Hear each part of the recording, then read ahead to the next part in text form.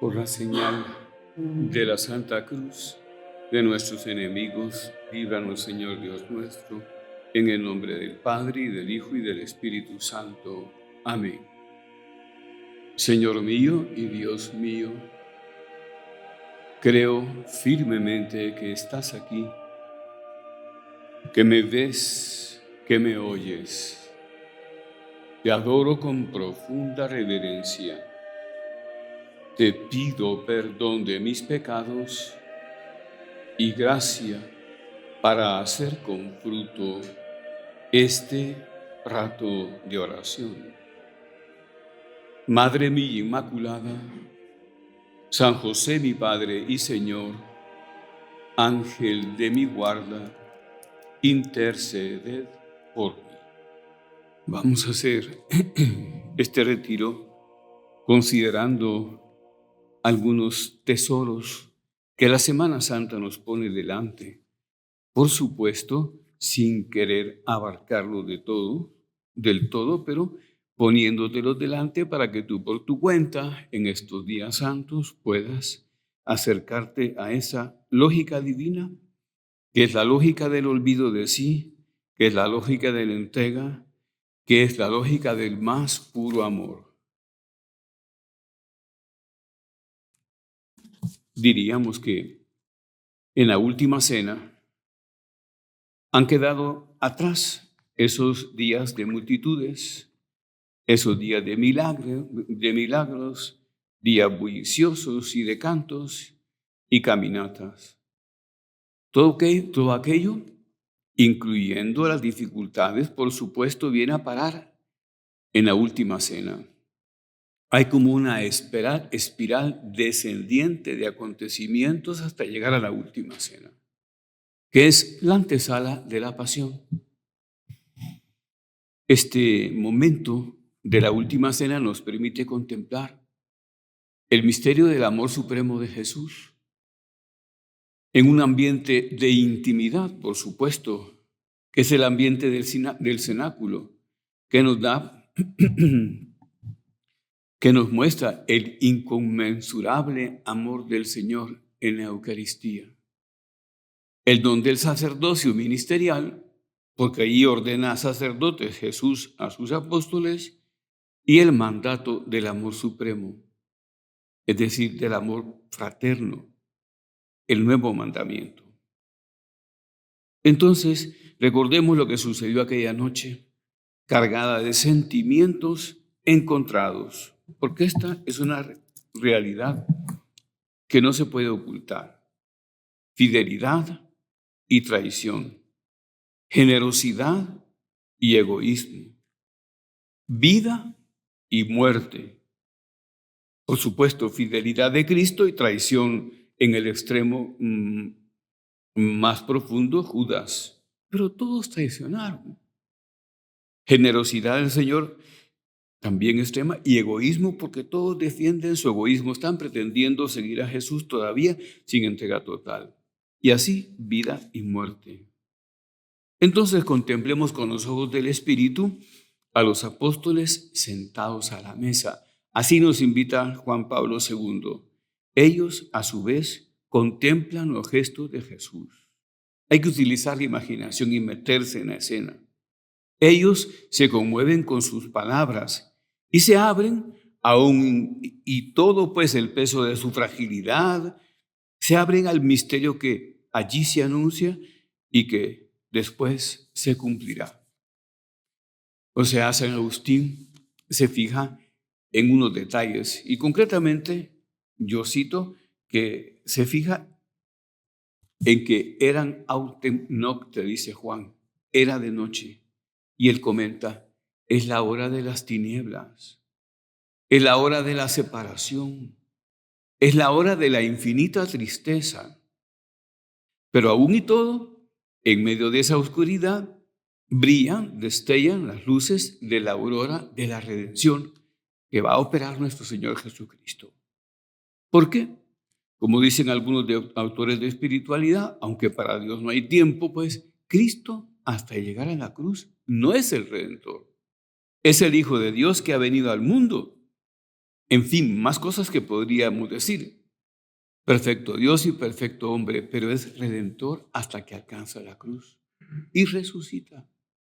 O sea, hemos de meternos en este momento en el cenáculo y hacer nuestra esa experiencia de gran riqueza, dice San Juan, fíjate tú, dice, viendo Jesús que llegaba la hora de pasar de este mundo al Padre, habiendo amado a los suyos que estaban en el mundo, los amó hasta el extremo. Es decir, con un amor más allá del cual no se puede amar. Y sabiendo que el Padre había puesto en sus manos todas las cosas y que había salido de Dios y a él volvía, se levantó de la mesa, se quitó los vestidos y tomando una toalla, se la ciñó a la cintura y echó agua en una jofaina y comenzó a lavar los pies de los discípulos y a enjugárselos con la toalla que tenía a la cintura. Llegó pues así a Simón Pedro, que le dijo, Señor, ¿lavarme tú los pies? Reacciona Pedro, quizá expresando los sentimientos que todos tenían dentro y que no se atrevían a expresar por la dignidad del momento. Pero Jesús le responde, lo que yo hago tú no lo entiendes ahora, lo entenderás después. Pero Pedro insiste, jamás me lavarás tú los pies a mí. Claro, es un oficio de apóstol y como sabemos, Cristo lo fuerza para que se deje lavar. Le dice, si no, no tendrás parte conmigo en mi reino. Y entonces Pedro reacciona también muy bonito, ¿verdad? Dice, entonces no solo los pies, sino las manos y la cabeza. Y Jesús le dice que no es necesario. Pero se deja lavar los pies y así sigue. Y cuando les hubo lavado los pies, incluyendo a Judas, tomando sus vestidos, puesto de nuevo a la mesa, él dijo, ¿entendéis lo que he hecho con vosotros? Vosotros me llamáis maestro y señor, y decís bien, porque en verdad lo soy. Pues si yo os he lavado los pies siendo vuestro maestro y vuestro señor, también habéis de lavaros vosotros los pies los unos a los otros. Y dice más, porque yo os he dado ejemplo, como dice el Papa Francisco, Él nos primerea, Él está delante, amando más y sirviendo más, para que vosotros hagáis lo mismo que yo he hecho. Si esto lo aprendéis, seréis dichosos si lo practicáis. Entonces, vemos pues, todo allí se nos muestra, o brota, mejor dicho, de un amor inconmensurable. O sea, el ambiente desde el principio estaba ardiente, porque dice Jesús, he deseado ardientemente comer este cordero con vosotros. Y tenía el corazón en prensa, así se expresaba la gente cuando decía lo que ahora decimos, tengo como una opresión en el pecho, ¿verdad? Por el estrés, por la preocupación. Y tenía el corazón en prensa esperando que llegara el momento. Así comienza. Entonces, esto que sigue, el lavatorio, que los tiene impresionados, también está dentro de este ámbito de amor. Es un gesto que desconcierta a todos, pero especialmente a Pedro. Y antes, dice el Papa Juan Pablo II, San Juan Pablo, antes de ser un gesto de humildad propuesto para nuestra imitación, es la revelación de la radicalidad de la entrega de Dios por nosotros. ¿Hasta qué punto se va a entregar? Por completo, sin negar nada, sin poner condiciones de ningún tipo, sin guardarse requisitos.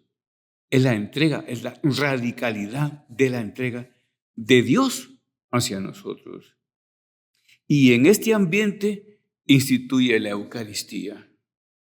Este es el marco de amor y de entrega y de servicio que envuelve el surgimiento de este gran sacramento, la Eucaristía. Una locura de amor. Dios se nos da así, Decimos en una canción popular muy bonita, tras un pedazo de pan y un poco de vino. Dios, despojado de sí mismo, ha asumido la forma de siervo hasta la humillación que le llevara a la cruz para abrirnos a los hombres el acceso a la intimidad divina, dándose y quedándose luego con nosotros en la Eucaristía. Dice San José María, hablando de la locura de amor de Jesús, porque este es un tema tratado por los santos. San Raimundo Lulio dice, dime, loco, ¿quién es más loco? Si un enamorado o un loco. Pues el amor está definido como una locura, ¿verdad? Entonces, y dice un punto de Forja, el más grande loco que ha habido y habrá es Él. ¿Cabe mayor locura que entregarse como Él se entrega a quienes se entrega? Porque no solo llega a la cruz, sino hacerse cosa, un trozo de pan y un poco de vino para alcanzarnos. Porque locura hubiera sido quedarse hecho un niño indefenso, pero entonces aún muchos malvados se enternecerían sin atreverse a maltratarle. Le pareció poco, quiso anonadarse y darse más, y se hizo comida, se hizo pan. Y entonces le llama divino loco, que es una tradición antigua, ¿verdad? La locura de amor de Cristo, divino loco. ¿Cómo te tratan los hombres y cómo te trato yo? Entonces, aquí hablemos con Él, porque está enamorado de ti y de mí hasta la locura. Hasta la locura. La consideración de este misterio es un reclamo silencioso de Jesús. Desde el sagrario, desde la hostia santa y expuesta, yo estoy aquí para ti. ¿Qué me das tú a mí? Yo hago todo esto por ti. ¿Qué haces tú por mí? Y a partir, pues, de este núcleo de amor, de discípulos, se ha ido formando la iglesia, extendiéndose en el tiempo y en el espacio como un pueblo congregado por la Eucaristía, con el sacerdocio, en el amor fraternal. Ciertamente, todo el pueblo de Dios, como sabemos, participa en virtud del bautismo del sacerdocio de Cristo. Entonces, todos somos sacerdotes, así dice San Pablo, ¿verdad? Nación santa, San Pedro, perdón, pueblo sacerdotal. Entonces, bueno, pues todos somos sacerdotes, es decir, mediadores entre Dios y el mundo. Pero como sabemos, además de esa participación común de todos nosotros, hay otra participación que es el sacerdocio ministerial, que dirigido a unos en bien de toda la iglesia, por el sacramento del orden sacerdotal, nos estructura y nos alcanza. Y nosotros hemos de rezar para que lleguen a los seminarios sacerdotes fieles, que sean santos. Pues también, dice San Juan Pablo, en la historia del sacerdocio se advierte la presencia del pecado, como se advirtió en la misma última cena. Hablando pues de esa traición, la extrema es la de Judas, que estaba ahí ya habiéndolo vendido, ya habiendo recibido el salario del mal, 30 monedas de plata, el precio normal de un esclavo sano en la época. Y entonces, pues, cuánto tenemos que aprender de Jesús. Nosotros, los hombres, pues, que sin condicionamientos ni restricciones, como ya te decía, se hace sacerdote, porque sacerdote, ¿verdad? Víctima y altar. La Eucaristía es una víctima de amor. Este aspecto sacrificial, marca profundamente la hostia santa de la Eucaristía, porque la última cena es una anticipación sacramental de lo que al día siguiente se daría muriendo Cristo en el Calvario, clavado en la cruz. Ese es el Cordero de Dios, el que se nos da muerto en la cruz. Hay una donación constitutiva, pues sacrificial, que no podemos olvidar. Y esto lo repito porque ahora pues evitamos mucho el dolor, el sufrimiento, la entrega, y podemos olvidar que la misa es ante todo un sacrificio, que se vuelve banquete porque es el sacrificio del Cordero de Dios, la boda del Hijo del Rey, y que luego se reparte para que nosotros participemos, como eran también algunos sacrificios en el templo, ¿verdad? Eran holocaustos, entrega completa, quemando la sangre y absolutamente todo, pero otros no, eran parte se quemaba y parte se repartía a los presentes.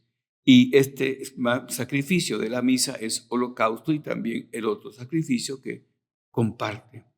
O sea, pero es la ofrenda de sí mismo que el Hijo de Dios presenta al Padre en el Espíritu Santo por la humanidad desde el altar de su corazón.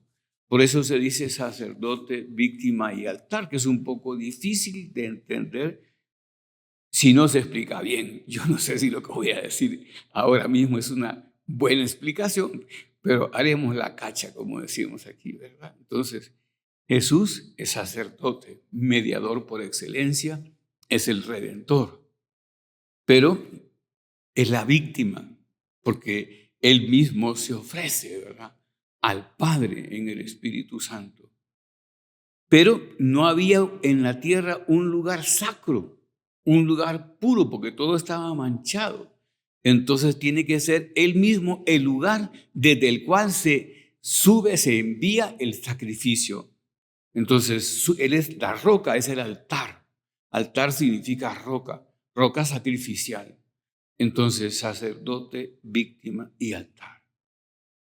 Y así pues escuchan después en la última cena las palabras: tomen y coman todos de él, porque esto es mi cuerpo que se entrega por ustedes. Tomen y beban todos de él, porque este es el cáliz de mi sangre, que se entrega por ustedes para el perdón de los pecados. Tiene unas variaciones pequeñas según los apóstoles, los tres primeros, los sinópticos. Juan no lo cita porque se centra en otras cosas, en otros detalles de la última cena, pero esencialmente es lo mismo. Algunos autores dicen que la misa es un poquito distinto porque la misa es antes que los evangelios. Antes se empezó a decir la misa que se escribieron los evangelios, porque empieza a decirse la misa de inmediato, ¿verdad? La participación en la fracción del pan, dice la Escritura, que significa la misa. Bueno, entonces pues esto expresa la más profunda verdad de la entrega de Cristo en la cruz, en el Calvario. Este es mi cuerpo, este es mi sangre. Y alguna vez me he referido a esa representación de imágenes y de pinturas del lagar místico, que es precioso, pero sobre todo es de la cultura holandesa, de la pintura de Holanda, pues, y entonces que como Carlos V, Holanda y alemana, como Carlos V es alemán, cuando va a reinar a Madrid, entonces se lleva esas pinturas que le gustaban porque eran de su tradición de niño, ¿verdad? Aunque por supuesto acepta las tradiciones españolas, pero no le llegó a gustar el Greco, como dato aquí, no le llegó a gustar. Solo hay un cuadro en el Escorial del Greco, Carlos V y Felipe II. Era muy adelantado para su época. Bueno, pero sí hay muchas representaciones del lagar místico, que es esa imagen, tú recordarás, de Cristo crucificado en la cruz, sangrante, con unos ángeles alrededor, cogiendo en cálices las gotas de sangre que van cayendo de sus llagas. Más abajo, ese caudal de sangre cae en un lagar, que es una cubeta, una cuba grande, ¿verdad?, donde se machacan las uvas y sale el vino, y de ahí tiene como diversos chorritos, ¿verdad? Que van cayendo hacia el mundo, a todos los pueblos que están abajo, todo ayudado por los ángeles. Entonces el lagar místico, ¿verdad? Es la uva que se destroza, el mismo del que sale ese vino que nos transforma y santifica. Esa bebida mística es el cuerpo que se da. Entonces, contemplemos esto con admiración, intentando vivir bien esta Semana Santa, ¿verdad? ¿Cómo no volver de nuevo a ese misterio que es holocausto, que encierra toda la vida de Cristo? Él dice, este es nuestro alimento verdadero, dice la iglesia. Este es el río de gracia. Este es el paraíso anticipado. Esta es la fuente primera de la más rica contemplación. Esta es la columna que sostiene y vertebra las variadas manifestaciones del apostolado cristiano. O sea, hemos de redescubrir qué significa ser alma eucarística. Así dice San José María en Forja, has de conseguir que tu vida sea esencialmente, totalmente eucarística. Has de conseguir que tu vida sea esencialmente, totalmente eucarística. Voy a pedírselo al Señor, ¿verdad? Señor, que tú seas mi norte, que tú seas mi objetivo. Si Él lo dice claramente, yo soy el camino, la verdad y la vida. Y se atreve a Tomás a decirle, Señor, no sabemos a dónde vas, pues ¿cómo podemos conocer el camino? ¿Verdad? Yo soy el camino, la verdad y la vida. Bueno, pues entonces, en el Evangelio, las comidas de Jesús tienen un profundo significado. Muchas veces nos lo presenta el Evangelio comiendo. Entonces, con amigos, y que pueden ser santos y pueden ser pecadores. De hecho, lo acusan de comer con publicanos y pecadores, ¿te acuerdas, verdad? Luego también las parábolas, en muchas parábolas Jesús habla del banquete de bodas, al que unos llegan y otros no logran llegar. Y también habla, después de la multiplicación de los panes y de los peces en la sinagoga de Cafarnaúm, él pronuncia el discurso del pan de vida, que es como una anticipación de la última cena, una previa, ¿verdad? Un preview de la última cena, pero como se dice ahora, nada más verbal. Pero dice aquello luego, mi alimento, alimento que da alimento que dura para la vida eterna, que es pan que ha bajado del cielo para que el que coma no muera, que es pan para la vida del mundo, mi carne verdaderamente comida y mi sangre verdaderamente mi vida. El que come mi carne y bebe de esta sangre no morirá para siempre. Mira qué promesa más bella, pues, y la tenemos aquí, ha dado nuestro tan a mano. Dice el Concilio Vaticano II, la vehiculación de la gracia redencional y de la gracia increada, o sea, el mismo verbo de Dios es por vía de alimento, es el vehículo porque la que llega a nosotros es por vía de alimento. Así llega el Señor a nosotros y nosotros a Él para hacernos uno consigo. Así le dice San Agustín, no me convertirás tú en ti, sino que yo te convertiré en mí, porque no es lo menor lo que envuelve a lo mayor, sino lo mayor lo que envuelve a lo menor. O sea, Él es el pan que partimos y Él es el cáliz de bendición, lo que San Pablo llama koinonía, comunión, que nos hace uno con Cristo y uno con nuestros hermanos. Qué bonito puede ser que pensemos que nos hacemos uno con nuestros hermanos cuando comulgamos a través de nuestro Señor Jesucristo, porque Él nos hace cuerpo místico suyo. Es la iglesia, pues, la que hace la Eucaristía, pero entendemos, y la realidad, también la Eucaristía hace la iglesia. ¿Cómo ha subsistido hasta ahora? Comiendo este pan, que no morirá, con el que no moriremos para siempre. O sea, tendremos que preguntarnos, pues, ¿me hago y me rehago en la Eucaristía? porque la Eucaristía, la iglesia hace la Eucaristía y la Eucaristía hace la iglesia. Y yo me hago y me rehago con la Eucaristía. Me reconstituyo con mi vida eucarística. Toma rumbo todo mi actuar, cada uno de mis actos y cada día hacia el Señor. Santa Juliana es una santa eucarística, de unas declaraciones interesantísimas, pero que por supuesto no da tiempo de tratar aquí. Pero hablándole él de la importancia de lo que le está diciendo, en un momento se le presenta y tiene como una almendra o una avellana en la mano y le dice: mira, este es todo el universo. Todo el universo aquí le cabe en la mano. Y le puso así, y ella lo veía.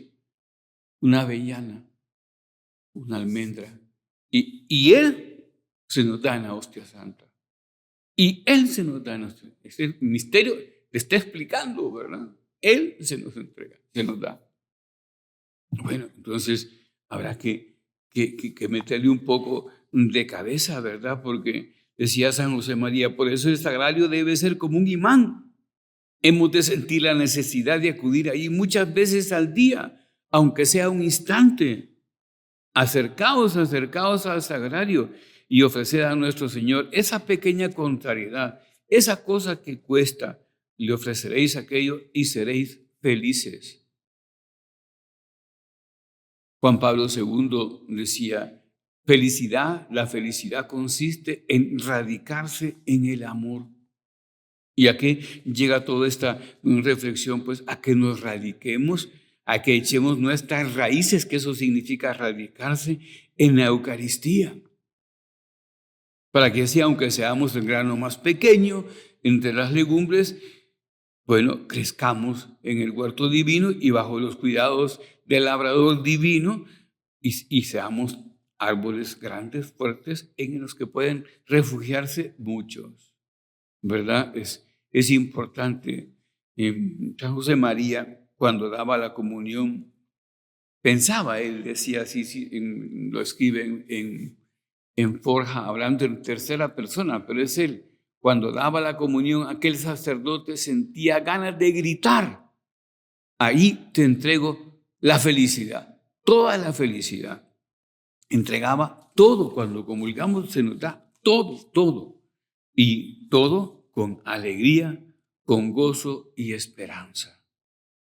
En fin, tanto que podríamos decir, pero llevémoslo a nuestra consideración personal, ¿verdad? Porque has de conseguir que tu vida sea esencialmente, totalmente eucarística. Terminemos la meditación poniendo los ojos en María Santísima, como le decimos en la comunión espiritual, pidiéndole que nos enseñe ella a recibirle con esa pureza suya, con esa humildad suya, con esa devoción suya y con el espíritu y fervor de los santos. Te doy gracias, Dios mío, por los buenos propósitos, afectos e inspiraciones que me has comunicado en esta meditación. Te pido ayuda para ponerlos por obra. Madre mía Inmaculada, San José mi Padre y Señor, Ángel de mi guarda, intercedan por mí.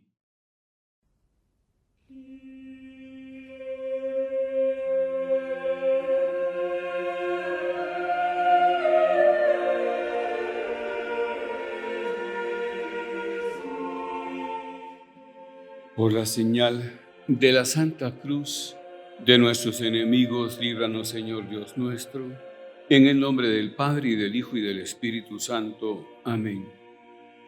Señor mío y Dios mío, creo firmemente que estás aquí, que me ves, que me oyes. Te adoro con profunda reverencia. Te pido perdón de mis pecados y gracia para hacer con fruto este rato de oración. Madre mía Inmaculada, San José, mi Padre y Señor, Ángel de mi guarda, intercedan por mí. Y habíamos dejado a Jesús en la última cena. Y como sabemos, de la última cena Jesús se dirige al huerto de los olivos. Pero a mí me gusta decir que este es el núcleo de la salvación, pues, ¿verdad? La pasión, muerte y resurrección de nuestro Señor Jesucristo. Y que seguir a Cristo en esos momentos para acompañarle, para consolarle, para amarle, en una palabra, implica una elección, una decisión de estar ahí, de estar ahí. Muchas veces agradecemos a las personas que queremos porque han estado ahí, decimos, ¿verdad? Y eso ya es mucho. Bueno, pues estar allí. Y entonces, esto es una esperanza distinta, verdadera, que permite la admiración, el asombro, el estremecimiento, que hacen que el alma se abra, pues, y sea capaz de adorar, de alabar, de bendecir, de agradecer. Hay un cambio, pues, una conversión, una apertura que se logra cuando uno deja de ser meramente espectador y pasa a ser actor. Así decía San José María, que hemos de ser un personaje más en el Evangelio cuando lo leemos, un personaje más, un actor. Y Jesús quizá nos diga, pues, que para que tengamos una mejor percepción de los sucesos, vista, oído y sensibilidad, Él tenga que enseñarnos. Él tenga que enseñarnos, pues nosotros qué vamos a poder, ¿verdad? Porque esto nos sobrepasa de todas. Y quizá nos diga, tengo que enseñarte los colores. Tú has visto a los niños cómo se les enseñan los colores, acuérdate, ¿verdad? Con tus hijos, con tus nietos, tú mismo, y los sonidos, y los sabores, bien, y la luz, y la sombra, para que puedas verme, dice el Señor, y así oírme. Y al verme y oírme, entenderme. Y al entenderme, gozarme. Y al gozarme, amarme. Porque en medio de todo, hemos de saber que Jesucristo está alegre en la pasión. Alegre en el sentido profundo, goza, porque está cumpliendo la voluntad de Dios y está alcanzando aquello para lo que precisamente ha venido al mundo. Ha venido para redimirnos, a entregar su muerte, a entregar su vida por nosotros. Entonces, todos los hilos de la comunicación con Jesús hemos de tenderlos aquí. Evitemos quedarnos en la superficie y metámonos en el corazón de Cristo, porque como nos dice San Pablo, llevad en vuestros corazones los mismos sentimientos que tuvo Cristo en el suyo. Y entonces yo haré, pues, unas referencias, ¿verdad? No, por supuesto que no llegaré a todo, que es tan rico, tan bonito, tan profundo, tiene esa belleza del dolor, pero del dolor que está pagando Cristo, está pagando con su sangre, es un tesoro maravilloso que hemos de guardar. Entonces, Jesús se va, dice San Mateo, ¿verdad?, con ellos a un lugar llamado Getsemaní y les dijo, lo voy a leer en castellano, español, ¿verdad? Sentaos aquí mientras yo voy a orar. Y tomando a Pedro y a los dos hijos de Zebedeo, comenzó a entristecerse y a angustiarse. O sea, esto es un misterio porque es Dios. Pero dice Santo Tomás que la naturaleza humana estaba cuasi rapta, como raptada, como secuestrada a la hora de la pasión. Entonces eso le permite a Jesús sufrir todo absolutamente. Y Jesús les dijo, triste está mi alma hasta la muerte. Quedaos aquí y velad conmigo. Y adelantándose un poco se postró, rostro en tierra, orando y diciendo, Padre mío, si es posible, pase de mí este cáliz. Sin embargo, no se haga como yo quiero, sino como quieras tú. Entonces, el primer ejemplo de la oración del huerto es que Jesús va a hacer oración, que a la hora del momento difícil busca al Padre, así hemos de actuar nosotros, ¿verdad? Buscar a Dios, hacer oración, siempre. Y entonces Él va y luego obedece con la fuerza que le da la oración, tiene la energía suficiente para decir, no se haga como yo quiero, sino como quieras tú. Se adapta, se aviene al plan de la salvación completamente. Y viniendo a los discípulos, los encontró dormidos. ¿Qué lección, verdad? Los encuentra dormidos 3 veces. Entonces, y dijo a Pedro, ¿no habéis podido velar conmigo 1 hora? Velad y orad para que no caigáis en la tentación. Ese consejo que conocemos bien. Entonces, pero los encuentra dormidos. Es un misterio. Como el Hijo de Dios, la segunda persona de la Santísima Trinidad, hecha hombre, necesita de la oración nuestra. Así como cuando nosotros pedimos oración y rezamos unos por otros, o nosotros rezamos por nuestras personales intenciones, que son muy importantes.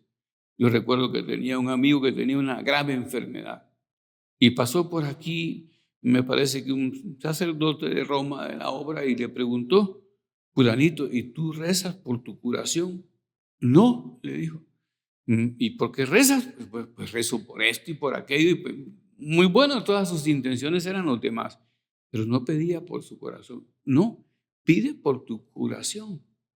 Y entonces él corría antes de tener esa enfermedad y ponía los zapatos desde ese momento, estando enfermo, los zapatos de carrera con su ropa de carrera, una y otra vez, y otra vez, y otra vez, hasta que un día se despertó y salió a correr de madrugada como corría antes.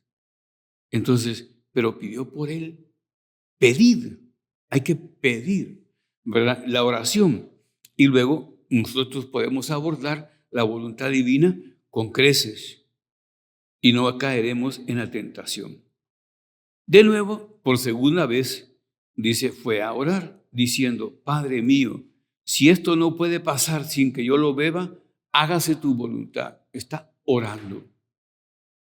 Y volviendo otra vez a los suyos, los encontró dormidos. Da un poco, como decir, cómo se duermen en ese momento capital, pero así somos, nos dormimos. Y él quería que rezaran con él, que pidieran al Padre Celestial.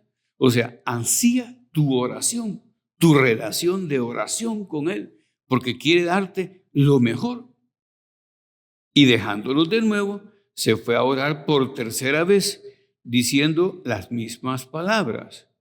Luego vino a los suyos y les dijo, dormid ya y descansad. Ya están dormidos, ¿verdad? Entonces sí, el Hijo del Hombre va a ser entregado a los pecadores. Y después de un rato les dice, levantaos, vamos, ya llega el que va a entregarme. Y como sabemos, ¿verdad? En el huerto de los olivos se da esa entrega, que es el culmen de la traición.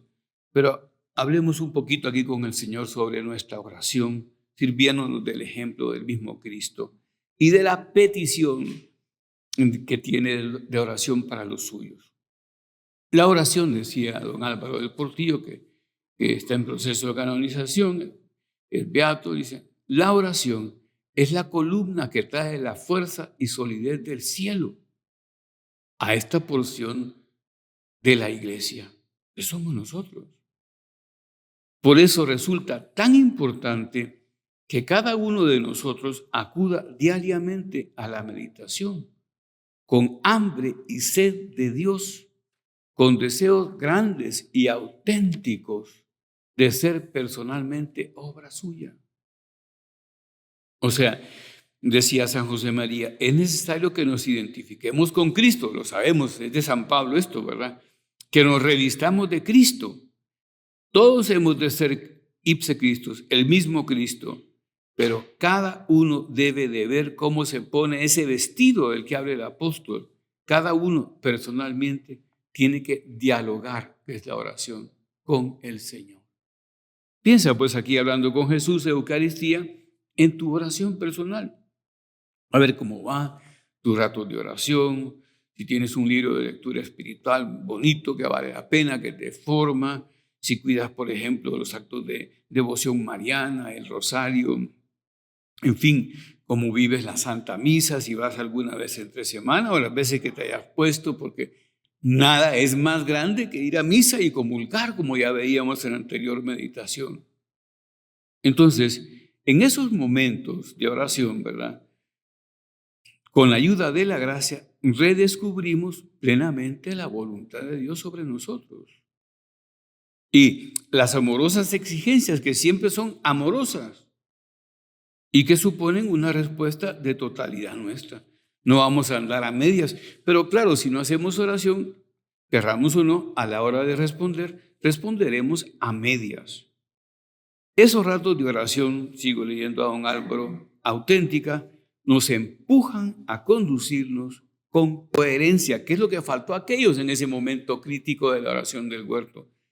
Nos conducimos con coherencia, dando todo el realce a nuestro compromiso de amor. Y una oración tejida así, en verdad, con sinceridad, con esfuerzo personal, se hará operativamente presente a la hora de la tentación y a la hora de la dificultad. Va a estar ahí la fuerza de Dios a la hora en que seas tentado, a la hora en que haya dificultades, grandes o chicas, porque el amor muchas veces está en lo pequeño. La energía sobrenatural acumulada en los ratos de meditación vendrá enseguida a auxiliarnos, facilitando la contrición, la rectificación, la conversión oportuna. Por supuesto, qué bonito. Esto es una de las cosas que podemos sacar de ejemplo de Cristo en la oración del huerto. Quiero decir que Dios mandó un ángel para consolarlo.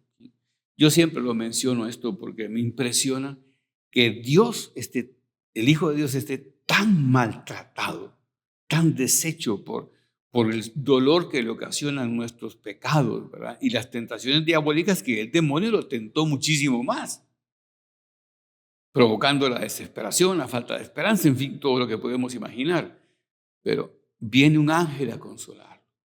¡Qué ángel!, ¿verdad? Pero eso nos hace entender que Dios también necesita el consuelo de sus hijos, el consuelo de las criaturas. Era una criatura y viene a consolar. Y luego dice San Lucas que oró tan intensamente que derramó gotas como de sudor de sangre que caían hasta el suelo. Derramó sangre, ¿verdad? Qué tremendo dolor. Nosotros no pasemos por encima de esto, démosle, si metemos el corazón aquí, comprenderemos lo que esto significa. Si tú mismo con las penas y los dolores personales nosotros nos abatimos, que significa caemos, nos destrozamos, ¿qué no sería Jesús con todo lo que se le echaba encima? Y así lo prenden porque llega Judas con la multitud, preguntan ellos, que dicen que buscan a Jesús de Nazaret, él contesta, yo soy, y caen todos por tierra, se levantan y vuelven a preguntar, y él dice, ya soy, ya os dije que yo soy, dejad a estos, y dejan a estos, los libra, y se acerca a Judas y lo besa. Judas, con un beso traicionas al Hijo del Hombre. Judas, amado, le dice el Señor, amado, ¿a qué has venido? Pero no son palabras vanas, son oportunidades que le está tendiendo el Señor. Amado, no está mintiendo, lo ama. ¿A qué has venido? Y lo besa con un beso, entregas al Hijo del Hombre y claro, lo cogen preso y lo llevan a la casa de Caifás. Y Jesús pudo sufrir todo cuanto quiso porque era Dios y quiso mucho porque nos amaba con locura. Antes del suplicio de la cruz, como sabemos, sufre la flagelación, tormento que no aguantaban muchos, que morían, ¿verdad? Porque destrozaba. Dice la Catalina de Emmerich en su visión que ella le veía las costillas por la flagelación, que eran esos gárfidos, ¿verdad?, que arrancaban la carne y los músculos. y la coronación de espinas. Quedó nuestro Señor como un gusano, dice la profecía de Isaías. Dice, no tenía aspecto de hombre, su cuerpo roto, deshecho, su cara desfigurada, hinchada por los golpes, su cabeza herida y arañada, rasgada por las espinas, surcada, por supuesto, por regueros de sangre, a veces negra y a veces reseca, a veces rojiza y fresca, que resbala por sus mejillas. Y esos ojos de Jesús, esos ojos de mirar amabilísimo, que fueron capaces de cambiar a un pescador rudo como Pedro, y al decirle, sígueme, aquel que está en el telonio recaudando impuestos, metidos en sus intereses y egoísmos, y a la pecadora, a María Magdalena, de la que saca 7 demonios, es decir, 7 es un número simbólico en la escritura, es como muchos demonios, muchos pecados, y la convierte. ¿Qué tendría esa mirada de Jesús? Y esos ojos ahora ya no ven a fuerza de hinchazones y de sangre y de salivazos, sin que con las manos atadas el Señor pueda enjugar el rostro. Y los apóstoles y los discípulos y los que le han acompañado en esos años de vida pública, y los enfermos y los muertos resucitados, ¿dónde están? Jesús está completamente solo. Solo Juan le sigue de cerca con unas cuantas mujeres, entre las que va la madre de Jesús. Los demás tienen miedo, huyen lejos. Pedro, que sería la columna de la iglesia, como sabemos, le niega 3 veces con juramento. Yo no conozco a este hombre. Ya os dije que no conozco a este hombre, que no soy de su grupo. En fin, por calentarse, por temor a una vieja. En fin, ahí está Jesús. Entonces carga con la cruz sobre sus hombros. Qué tremendo es esto, ¿verdad? El madero que ha de darle la muerte, y Jesús carga con alegría porque nos ama, porque está cumpliendo la voluntad del Padre Celestial, aunque le cueste un trabajo ímprobo, un dolor terrible. Qué lección para nosotros, pues, que no nos atrevemos a llevar con garbo sobrenatural las pequeñas cruces que Dios nos manda, y tantas veces protestamos porque tenemos miedo a sufrir. Cuando llega a la cumbre del Calvario, le arrancan sus vestiduras. A Jesús, que tendría tanto pudor, le dejan completamente desnudo delante de todos los que pasan por aquel lugar público y transitado. Los curiosos, la chusma, delante de todos los que han acudido a presenciar su ejecución. Y claro, por supuesto que su cuerpo, que ya había comenzado a restañarse en alguna medida, las llagas, al arrancar los vestidos, vuelve a sangrar. Es una pura llaga todo su cuerpo. Y vuelve a abundar, a derramar la sangre. Y después le mandan a acostarse en la cruz y a extender un brazo. Y si tú eres, esto lo refleja bien Mel Gibson en la película de La Pasión, clavan un brazo, unos clavos que eran terribles, unos no tenían punta, son unos clavos chatos y unos cuadrados, y lo clavan en la cruz. Y después no habían medido, 2 videntes dicen que no habían medido bien el cuerpo de Jesús, y lo hicieron más grande, entonces no le llegaba el brazo, entonces arrancan, le zafan el brazo para que llegue hasta al agujero previamente hecho en el madero. Y lo mismo sucede con los pies. Eso no sale en la película de Mel Gibson porque es muy duro. Amarran los pies y lo jalan hasta que le zafan la columna. Y entonces dice ella que es el grito más fuerte y profundo que yo lanzara a Jesús. Grito de dolor. Y entonces, ya clavado, levantan al Señor, y claro, ¿cómo se arquearían sus músculos para evitar el dolor? Cuando se suelta, se ahoga, porque los brazos tensan los músculos intercostales y no se puede respirar. La caja torácica se paraliza y se ahoga. Y cuando para levantarse y poder respirar, tensa los brazos, más dolor, más sangramiento. Claro, esto Jesús lo sufre por ti, por mí. ¿Qué hacemos nosotros por Jesús? Hay que personalizar, ¿verdad? Y por supuesto, en pensar en esas llagas que han sido pues la meditación de los santos. San José María decía que son las credenciales de Jesús, que cuando resucita, no resucita sin las llagas, todo su cuerpo se ha vivificado, pero tiene las llagas abiertas. Y entonces, y les muestra las llagas para que lo reconozcan.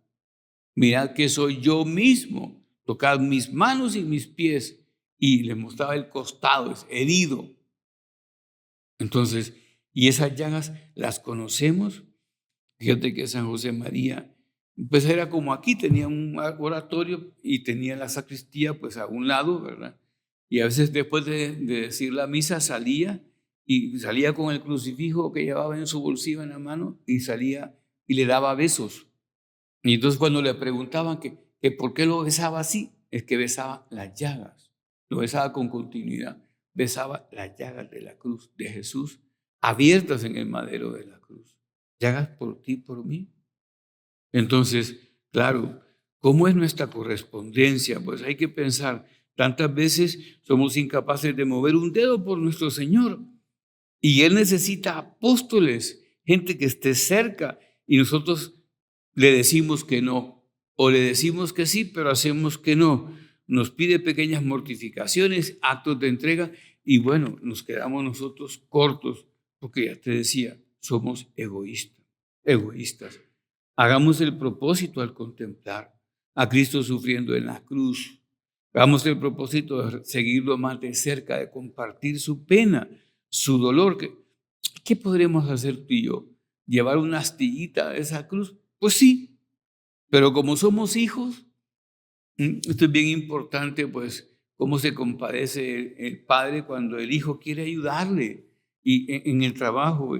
Así decía San José María que una vez vio sacar a pescadores, hombres fuertes, dorados por el sol, decía, la pesca, las redes de la pesca del mar. Y un chiquitín haciendo fuerzas con ellos que más bien estorbaba que ayudaba. Pero aquellos hombres duros pero enternecidos lo dejaban hacer. ¿Qué podemos hacer nosotros? Pues más o menos lo mismo. Pero Él nos deja hacer. Él cuenta con nuestras ilusiones, con nuestras intenciones, con nuestros propósitos. Claro, nuestros propósitos somos poquita cosa y nos damos cuenta de que los soltamos, que los dejamos a la primera de cambio. Y cuando lo formulamos de verdad, el Señor ve nuestra sinceridad y nos ama. Y cuando dejamos de cumplirlos, ve nuestra debilidad, nos comprende y nos sigue amando porque es Padre. Y si rehacemos el propósito y los deseos de luchar por cumplirlos, Él nos llena de su gracia y no se enfada con nosotros. Se apena, por supuesto, nos disculpa, nos perdona, porque su verdadero amor es misericordioso y compasivo. Y el suyo es el más grande amor que podemos nosotros pensar. Bueno, pues terminemos nuestra meditación, pero acercándonos de veras a Jesús. O sea, desechemos las tentaciones. Pensemos que Cristo en la pasión fue muy tentado. Las tentaciones no solo son las tentaciones del desierto. Cristo fue tentado muchas otras veces. Y por supuesto, en medio del dolor está la tentación del demonio. O sea, y decía don Álvaro del Portillo, ¿quiénes son los santos, hijos míos? ¿Los que no han pecado nunca? No, santos son los que se han levantado siempre y en el último momento, cuando Dios los llama a dar cuenta de su vida, están de pie, con el alma en gracia. Todos hemos sido llamados a esa santidad que por voluntad divina es santidad salvífica. Terminemos pues pidiendo ayuda a María Santísima, que está allí en la cruz. Claro, es que decía lo refleja Mel Gibson en La Pasión, porque los santos que han tenido visiones de esto dicen que ella le decía, déjame morir contigo, pero todavía le pide más. O sea, porque Jesús cuando muere, después es herido por la lanza que le traspasa el costado. Ese golpe él ya no lo sintió como hombre, lo siente María Santísima y le destroza por dentro de la... Bueno, pidámosle a la Virgen que nosotros seamos leales, finos, y con su ayuda, así como llevó a las mujeres y a Juan, nos lleve a nosotros a estar con Jesús. Y no le dejemos. Y en la cruz, ya cuando parecía habernos entregado todo, le queda la última joya. Y le dice, mujer, ahí tienes a tu hijo. Y amando a Juan, viéndolo, le dice, hijo, ahí tienes a tu madre. Y desde ese día, Juan la recibió por suya en su casa. Qué bonito esto, pues nosotros que hagamos nuestra a María en la pasión y le pidamos a ella que nos enseñe a vivir, a acompañar a Jesús en cada paso de estos momentos amargos de dolor. Te doy gracias, Dios mío, por los buenos propósitos, afectos e inspiraciones que me has comunicado en esta meditación. Te pido ayuda para ponerlos por obra. Madre mía Inmaculada, San José mi Padre y Señor, Ángel de mi guarda, intercedan por mí.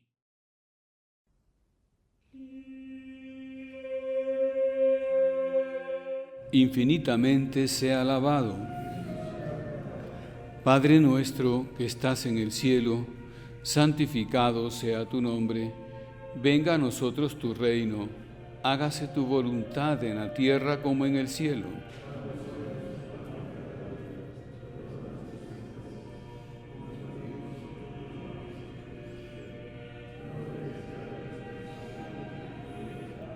Dios te salve María, llena eres de gracia, el Señor es contigo.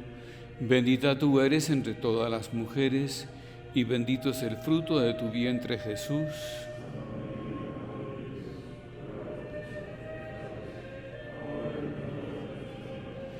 Gloria al Padre, y al Hijo, y al Espíritu Santo. Infinitamente sea alabado. Comunión espiritual. Yo quisiera, Señor, recibirte con aquella pureza, humildad y devoción con que te recibió tu Santísima Madre, con el espíritu y fervor de los santos. Le diste el pan del cielo, que tiene en sí todo consuelo. Oremos, oh Dios, que en este sacramento admirable nos dejaste el memorial de tu pasión. Te pedimos nos concedas venerar de tal modo los sagrados misterios de tu cuerpo y de tu sangre, que experimentemos constantemente en nosotros el fruto de tu redención, tú que vives y reinas por los siglos de los siglos.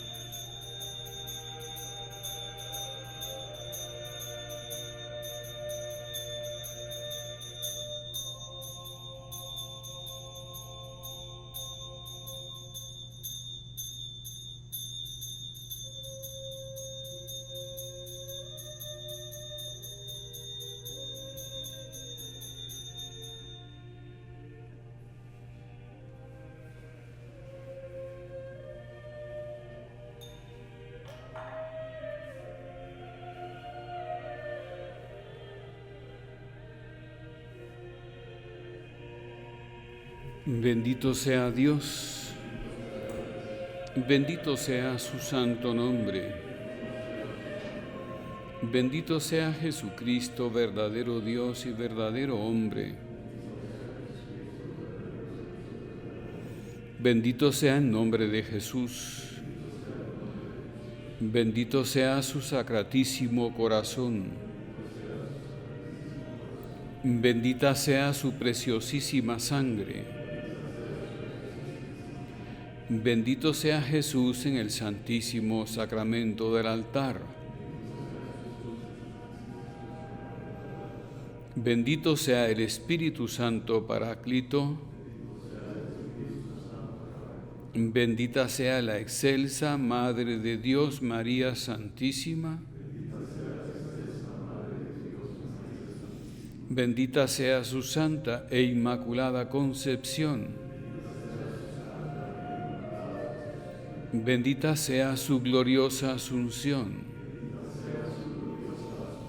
Bendito sea el nombre de María, Virgen y Madre. Bendito sea San José, su castísimo esposo. Bendito sea Dios en sus ángeles y en sus santos. Que el auxilio divino permanezca siempre sobre nosotros. Amén.